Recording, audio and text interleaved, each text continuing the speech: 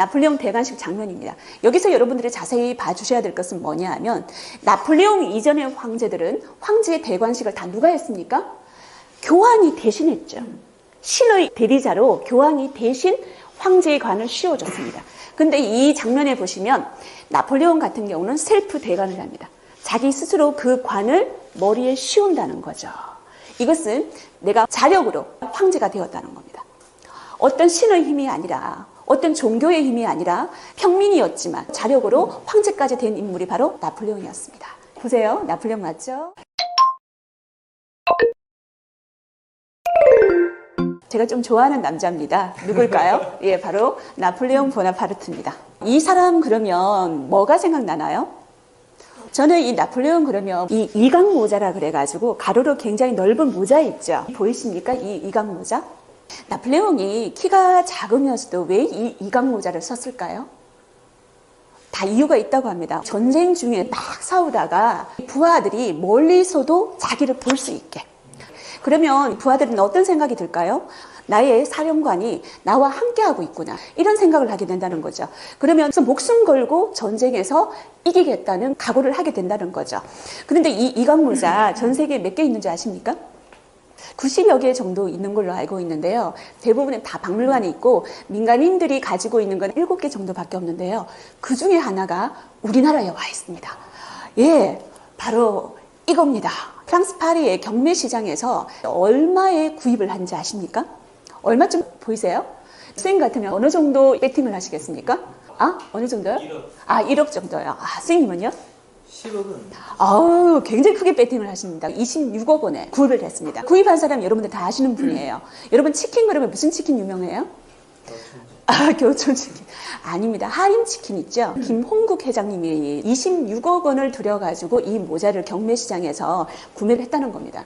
이유가 있습니다. 왜 이 26억 원이라는 거금을 들여서 이 모자를 구입했냐고 물으니까 나폴레옹 그러면 불가능은 없다. 도전 정신의 아이콘이다. 자신감의 아이콘이다. 이것을 우리의 하림 기업에서 기업가 정신으로 연결시키고 싶어가지고 내가 무리를 했지만 전혀 비싸게 구입했다고 생각하지 않는다. 그래서 구입을 했다고 이야기를 하고 있습니다. 그만큼 이 나폴레옹의 정신은 수많은 사람들한테 영향력을 있지 않을까. 이 사람한테 어떤 리더십이 있기 때문에 이 많은 사람들한테 그런 감흥을 일으키고 있을까. 오늘 한번 보도록 하겠습니다. 첫 번째, 컴플렉스 극복학입니다. 나폴레옹 그러면 컴플렉스의 아이콘이죠. 나폴레옹 컴플렉스라는 심리학적 용어도 있잖아요. 키 작은 사람이 그것을 보상받기 위해서 더욱더 공격적이고 타인을 지배하려는 경향. 이걸 나폴레옹 컴플렉스라고 얘기합니다. 과연 이 남자의 컴플렉스 뭐가 있을 것 같습니까? 똥배. 똥배. 똥배가 제일 먼저 보이신다고 그죠? 또 뭐가 있을까요? 머리숱도 적네요, 보니까. 예, 목도 없을 만큼 키가 작습니다. 키가 168cm고요. 혈액형 RH-O형입니다. 이 남자의 컴플렉스는 여러분들이 말씀하셨던 그런 컴플렉스가 아니에요. 무슨 컴플렉스였냐면 바로 코르시카 출신이었다는 거죠. 지방 출신이었다는 거죠. 지방 중에서 더욱더 지방, 섬 출신이었다는 겁니다. 이 나폴레옹이 태어나기 1년 전에 이 코르시카가 프랑스에 매각이 되었습니다. 원래 이탈리아 제노바 공국의 땅이었는데 이 코르시카를 관리하기가 너무 힘들었다는 거죠. 사람들이 너무 거칠어서. 그래서 나폴레옹이 태어나기 1년 전에 이 코르시카를 프랑스에 매각시켜버렸습니다. 그래서 나폴레옹은 이탈리아 사람이 될 뻔했는데 프랑스 사람이 되었죠. 이 나폴레옹이 10살 때 프랑스로 유학을 갑니다. 프랑스에서 공부를 하면서 가장 많이 들었던 말이 이 촌놈이었어요. 학교 내에서 왕따였다는 거죠. 왜 왕따였냐 하면 말이 어눌한 데다가 프랑스에 가서는 프랑스어를 사용했는데 코르시카 방언, 사투리를 굉장히 많이 사용을 했다는 겁니다. 말에서 지방 냄새가 풀풀 풍겼다는 거죠. 그래서 코르시카 촌놈이라는 말을 제일 많이 들었습니다. 수많은 사람들한테 괴롭힘을 당하고 왕따를 당하고 그런데 나폴레옹 같은 경우는 도끼로 그 기간을 다 견뎌냈다는 거죠. 그리고 프랑스 파리 육군 사관학교에 입학을 합니다. 입학을 했을 때 나폴레옹의 아버지가 위암으로 돌아가십니다. 위암으로 돌아가시단 말은 더 이상 이 나폴레옹을 경제적으로 지원해 줄 수 없다는 거죠. 그러면 4년이라는 육군사관학교 이 기간을 어떻게 해요? 계절학기를 다 들어가지고 단축을 해가지고 빨리 졸업을 해야지 경제에도 도움이 되겠죠. 4년이라는 그 기간을 1년 만에 졸업을 합니다. 졸업 성적이 어떨 것 같아요? 잘 받았을 것 같습니까? 58명 중에 42등으로 졸업을 합니다. 굉장히 잘 받았는 거예요. 남들은 4년 하는 거를 1년 단축을 해가지고 이 정도 성과를 내었다는 것은 굉장히 잘한 겁니다. 나폴레옹이 육군 사관학교에 다니면서 제일 잘했던 과목이 있습니다. 어떤 과목일까요? 바로 수학이었습니다. 그리고 역사였습니다. 보통 수학을 잘하면 포병 병과에 들어갑니다. 포를 쏠라 그러면 이 수학적인 능력이 굉장히 요구된다는 거죠. 나폴레옹이 졸업했을 당시의 모습입니다. 조금 전에 그 모습하고 완전히 다르죠. 당시 몇 살이었을까요? 16살이었습니다. 16살 때 사관학교를 졸업을 해가지고 포병 장교, 소위로 임관을 하게 된다는 겁니다. 우리나라 고등학교 1학년 나이에 포병 장교로 임관한다는 것은 대단하지 않습니까? 나폴레옹은 포의 마술사라고 불리울 정도로 포병 장교로 들어가가지고 굉장히 큰 정가를 많이 낸다는 겁니다. 두 번째 성공 법칙은 독서와 사색으로 통찰력을 키우는 거죠. 독서를 굉장히 좋아했다는 일화는 굉장히 많습니다. 말을 타고 갈 때도 말 위에서 책을 볼 수 있을 정도로, 전장터에 갈 때 수레에 책을 가득 싣고 갈 정도로, 하루에 3시간밖에 수면 시간이 안 되었다는 얘기도 있을 정도로 책을 굉장히 좋아했다는 거죠. 그런데 중요한 건 독서를 끝나고 사색을 안 하는 경향이 있는데, 이 나폴레옹 같은 경우는 독서를 하고 난 다음에 반드시 산책을 통해서 사색을 했다는 거죠. 한 번 더 곱씹어 보고 자기 것으로 체화를 했다는 겁니다.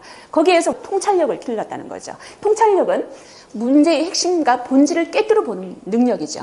그러면 나폴레옹이 가장 많이 봤던 책은 어떤 책일까요? 한니발과 알렉산드로스 같은 역사책을 굉장히 많이 봤다는 겁니다. 군인이라는 직업은 시뮬레이션이 없습니다. 전쟁을 하러 가는데 시뮬레이션을 하고 전장터에 나갈 수가 없잖아요. 그러면 어떻게 해야 되냐면 과거의 경험과 지혜가 축적된 역사책을 봐야 된다는 거죠. 특히 이 한니발과 알렉산드로스를 굉장히 좋아했습니다. 우리가 한니발 그러면 포에니 전쟁이 생각나죠. 한니발 같은 경우는 기네스북에 등재가 되어 있다면 알프스 산맥을 최초로 코끼리와 함께 등반했던 남자, 이렇게 기록되지 않았을까요? 알렉산드로스는 어떤 인물입니까? 페르시아를 제압하고 인도의 인더스강까지 진출했던 인물이죠. 그런데 인더스강까지 진출하기 전에 알렉산드로스가 점령했던 장소가 있습니다. 그게 바로 이집트입니다. 왜 이집트 원정을 하고 페르시아를 정복했을까요?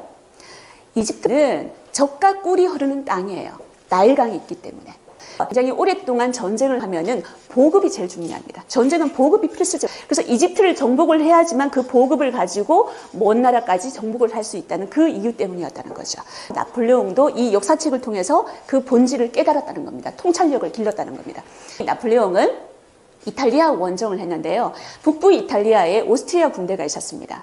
그래서 프랑스 혁명에 반대하는 오스트리아 군대를 알프스 산맥을 넘어가지고 제압을 했다는 겁니다. 또 하나 이집트 원정을 했다는 거죠. 이 프랑스 혁명을 제일 두려워했던 나라 중에 오스트리아 말고 또 하나가 영국이었습니다. 프랑스의 라이벌 국가였죠. 프랑스에 반대하는 국가들을 경제적으로 이 섬나라 영국에서 돕고 있었다는 겁니다. 나폴레옹이 생각을 했습니다. 통찰을 했습니다. 영국의 부는 과연 어디에서 나오는 것이었을까? 영국의 부는 바로 식민지 인도에서 나오는 것이었거든요. 인도와 영국과의 교역로가 바로 이집트의 수에즈 운하였다는 거죠. 이런 이집트 원정을 단행했다는 겁니다. 물론 실패했습니다. 하지만 책을 통해 가지고 통찰력을 키웠다는 것은 리더로서의 큰 자질을 가지게 되었다는 거죠. 세 번째, 타인에게 관대하랍니다. 관대함이라는 것은 사람을 얻는 가장 중요한 품성이라고 합니다. 작은 남자의 아이콘이었던 나폴레옹이 마음 하나는 굉장히 관대했다는 겁니다. 대표적인 일화가 바로 이겁니다. 어느 날 자기 부하가 밤에 보초를 썼어요. 보초병은 밤에 잠을 자면 안 되잖아요. 근데 너무 잠이 왔던 나머지 총을 옆에 놓고 쿡을 자고 있었다는 거예요. 그런데 나폴레옹은 그 보초병이 놓아놨던 총을 다시 들면서 자기가 대신 보초를 섰다는 겁니다. 멋진 사령관 아니었습니까? 그 다음날 이런 일이 벌어지죠. 사령관님, 저를 버려주십시오. 그러니까 나폴레옹이 했던 말이 있습니다. 괜찮네. 누구나 한 번은 실수를 할 수 있는 거야. 굉장히 멋있는 말 아닙니까? 오합지졸의 군대를 며칠 만에 최정의 부대로 변신시킬 수 있는 힘. 이게 바로 나폴레옹의 관대함이라는 거죠. 리더의 관대함이라는 거죠. 때때로 우리가 자꾸 미미한 방식으로 베푼 관대함이 누군가의 인생을 영원히 바꿔놓을 수도 있습니다. 마가릿 조라는 분이 했는데요. 그 누군가의 인생이 나의 인생일 수도 있다는 거예요. 이런 관대함으로 부하의 마음을 얻었습니다. 나폴레옹과 그 부하가 한 마음이 되었다는 거죠. 이 부하는 국왕의 상비군이 아니라 국민 부대로 거듭났다는 겁니다. 그래서 나폴레옹은 마침내 프랑스 혁명 때 국민들의 영웅으로 또 올라가지고 황제로 등극을 하게 되죠. 나폴레옹 대관식 장면입니다. 여기서 여러분들이 자세히 봐주셔야 될 것은 뭐냐 하면 나폴레옹 이전의 황제들은 황제의 대관식을 다 누가 했습니까? 교황이 대신했죠. 신의 대리자로 교황이 대신 황제의 관을 씌워줬습니다. 근데 이 장면에 보시면 나폴레옹 같은 경우는 셀프 대관을 합니다. 자기 스스로 그 관을 머리에 씌운다는 거죠. 이것은 내가 자력으로 황제가 되었다는 겁니다.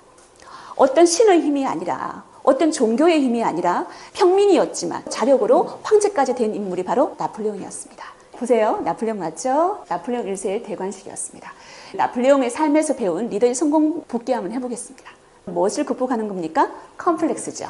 두 번째, 독서와 사색으로 무엇을 키울까요?